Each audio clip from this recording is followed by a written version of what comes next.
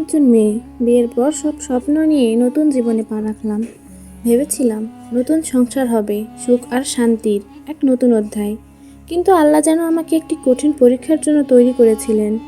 বিয়ের পর থেকেই একের পর এক বিপদ এসে আমাদের জীবনকে ওলটপালট করে দিতে থাকলো।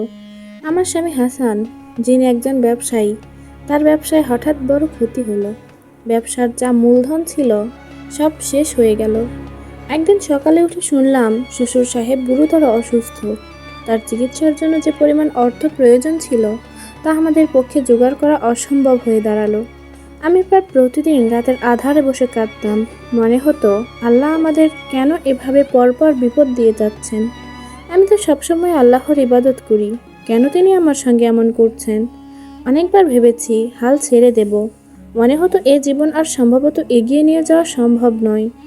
একদিন আমার শ্বশুর আমাকে ডেকে বললেন, মা, তুমি তো আমাদের পরিবারের নতুন সদস্য, তুমি জানো কি বিপদ মানে আল্লাহর পরীক্ষা? আমি তার দিকে অবাক হয়ে তাকালাম। শ্বশুর সাহেব তার বয়সের ভারে অনেকটা নুইয়ে পড়েছেন, তবু তার কণ্ঠে এমন এক আত্মবিশ্বাস যে সেটা আমাকে স্তম্ভিত করে দিল। তিনি বললেন, আল্লাহ তার প্রিয় বান্দাদের কঠিন পরীক্ষার মুখোমুখি করেন যেন তারা তার উপর আরও বেশি নির্ভর করে। আমাদের শুধু ধৈর্য ধারণ করতে হবে আর আল্লাহর পথ থেকে তার সন্তুষ্টির জন্য কাজ করতে হবে। তারপর তিনি আমাকে এবং পুরো পরিবারকে কিছু উপদেশ দিলেন। সেগুলো ছিল খুব সাধারণ, কিন্তু সেগুলো বাস্তবায়ন করা আমাদের পুরো জীবনের মোড় ঘুরিয়ে দিল। প্রথমত তিনি বললেন, 5 ওয়াক্ত নামাজ নিয়মিত আদায় করো। নামাজ শুধু ইবাদত নয়, এটা আল্লাহর সঙ্গে সম্পর্ক তৈরির এক অসাধারণ উপায়। তার কাছে কায়মনোবাক্যে প্রার্থনা করো। আমরা সবাই তখন থেকে কঠোরভাবে নামাজের প্রতি মনোযোগ দিলাম। আমি এবং হাসান একসঙ্গে তাহাজ্জুদের নামাজ পড়তে শুরু করলাম। প্রথম কয়েকদিন মনে হতো আমরা পারবো না, কিন্তু যতদিন গেল ততই আমাদের ভেতর প্রশান্তি আসতে লাগলো। দ্বিতীয়ত শ্বশুর বললেন, জাকাত এবং দান সদকা নিয়মিত করো। বিপদে অন্যদের পাশে দাঁড়ালে আল্লাহ তোমার বিপদও দূর করবেন। যদিও আমাদের আর্থিক অবস্থা তখন খারাপ, তবু যা কিছু সামান্য ছিল তা দিয়ে আমরা কিছু দরিদ্র মানুষের পাশে দাঁড়ানোর চেষ্টা করলাম। এমনকি হাসান তার পুরো কাপড়গুলো তার দান করে দিল। তৃতীয়ত শ্বশুর আমাকে বিশেষ করে বললেন, মা, প্রতিদিন সকালে সূরা ইয়াসিন এবং রাতে সূরা মুলুক পড়ো। এগুলো তোমার এবং তোমার পরিবারের জন্য আশীর্বাদ হয়ে আসবে। আমি তার কথা মেনে প্রতিদিন নিয়ম করে এই সূরাগুলো পড়তে শুরু করলাম। প্রথমে মনে হতো এগুলো শুধু পড়ার জন্য পড়ছি, কিন্তু ধীরে ধীরে অনুভব করলাম আল্লাহ যেন আমাদের কষ্টগুলো আস্তে আস্তে লাঘব করছেন।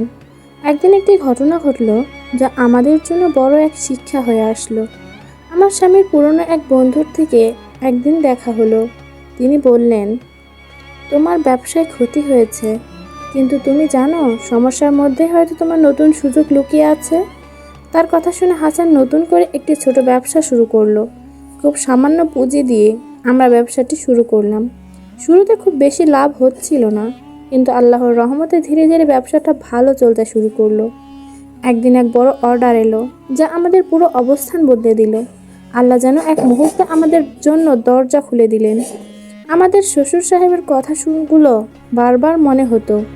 তিনি বলতেন, মনে রেখো, যতদিন তুমি আল্লাহর উপর ভরসা রাখবে ততদিন তিনি তোমার জন্য সাহায্যের পথ খুলে দেবেন। আমার শ্বশুর পরে সুস্থ হয়ে উঠলেন। তার সুস্থতা দেখে মনে হতো আল্লাহ আমাদের ধৈর্যের ফল দিচ্ছেন। আজ আমরা যে অবস্থানে আছি তা একসময় কল্পনাও করতে পারতাম না। সেই বিপদ এবং সংকট আমাদের জীবনে আল্লাহর কাছে আরও বেশি নত হতে শিখিয়েছে। আমি প্রতিদিন আল্লাহর কাছে শুকরিয়া আদায় করি। যখনই আমি কোনো বিপদে পড়ি বা আশেপাশে কাউকে হতাশ দেখি, আমি তাদের এই কথাই বলি, বিপদ মানে আল্লাহর পরীক্ষা। যদি ধৈর্য ধরে সেই পরীক্ষায় উত্তীর্ণ হতে পারো, তবে আল্লাহর তোমার জন্য এমন রহমত পাঠাবেন যা তোমার কল্পনারও বাইরে। আমাদের জীবনের সেই পরীক্ষায় আমরা জয়ী হয়েছি শুধু আল্লাহর প্রতি আস্থা এবং তার পথে অটল থাকার জন্য।